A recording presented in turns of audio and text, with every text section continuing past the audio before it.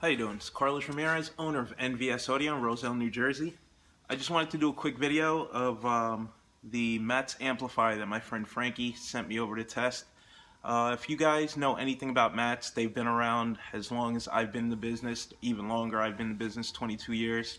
Mmatts always made American-built amplifiers. They used to be in Florida. They are now in Texas.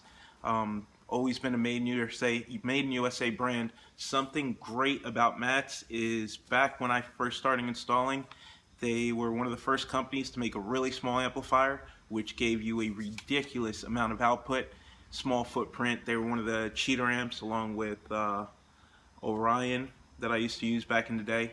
Mmatts, Frankie was a crazy fanatic, always ran Mmatts in his cars. Then years later, he ended up going to work for the company, so that was pretty cool.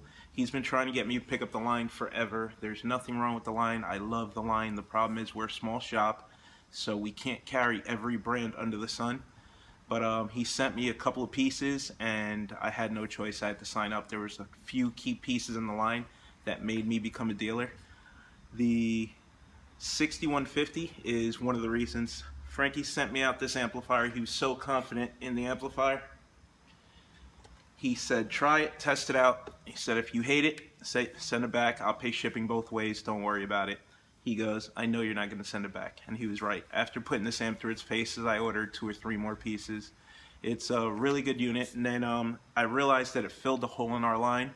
It's a 6-channel amp that can be run in bridge 3-channel mode. You can run it as a 2-channel amp. You can run the front stage active, run a sub off the bridge channel. It's rated conservatively on 1,000 watts on the sub channel. The car that we ran with it, we checked, we got just about 1,400 watts on the sub channel. So this amp at full tilt will give you 6 by 250 and 1,000, rated 1,000 watts conservatively on the last 2 channels. So you're talking over 2,000 watts on an amplifier that only needs an 80 amp fuse and runs on 4-gauge power and ground. The amplifier is not big at all. It is 2.5 inches by 9.5 inches by 10.5 inches. The amp is tiny. It's got a built-in fan. Only thing I really didn't like, for that much power, the speaker connections can only handle up to 16-gauge wire. They're quality, heavy-duty, well-built connectors. I would have preferred to see 14 or 12-gauge wire, but that's definitely not a deal breaker. I like the connections for the power and ground. Fans on the side out of the way. It's got fully adjustable crossovers, high and low pass for all 6 of the channels. Big heavy duty heat sinks, and this puppy is heavy too. We have a lot of, out of the companies that we deal with, I realize there's nothing this small that gives us over 1,000 watts on the sub channel, so it filled a hole in our lineup there. We ended up using, I know Dorian from Blaze Cycle actually uses these on some of his motorcycle builds. That's crazy, but I could definitely see how that would work, because you could fit 2 of these in a tour pack as long as you have the batteries to back it up. You're talking 4,000 watts RMS. It's a lot of power while only drawing 160 amps of current. That's pretty damn good. We have small footprint 5 and 6 channel amplifiers, but we can't get more than 400 or 500 watts out of the sub channel. So now that we're doing over 1,000 watts RMS on the sub channel, that opens up the doors and possibilities. I think the only amplifier that'll do anything close to that is the 5-channel that Sound Digital is not released yet.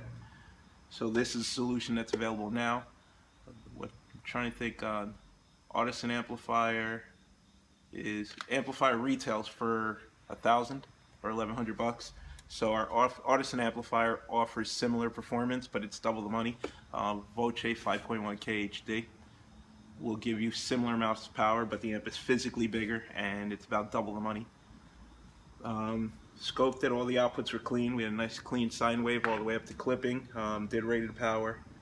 Amp never got hot. We beat it up for a while. We ran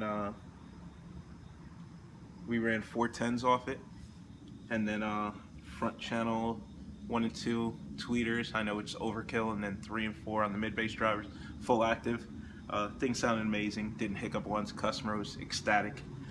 So I want to thank Frankie for putting me on to some really good product and opening my eyes to a niche that this amplifier fills. If you have any questions, call me or call Frankie. I'll tag him in the video. Really great product. I can't wait to do some more builds with it.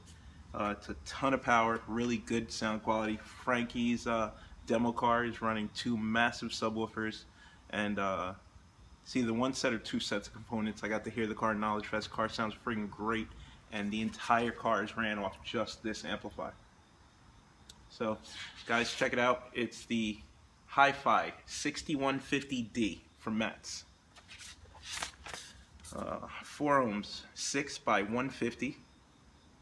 2 ohm stereo, 6 by 250. If you bridge channel 5 and 6 and you're running the front channels at 2 ohms, you're looking at 4 by 250 and 1000 by 1, which we measured at around 1400 watts. So you really do some damage out there with this amplifier. Thank you. See you next time.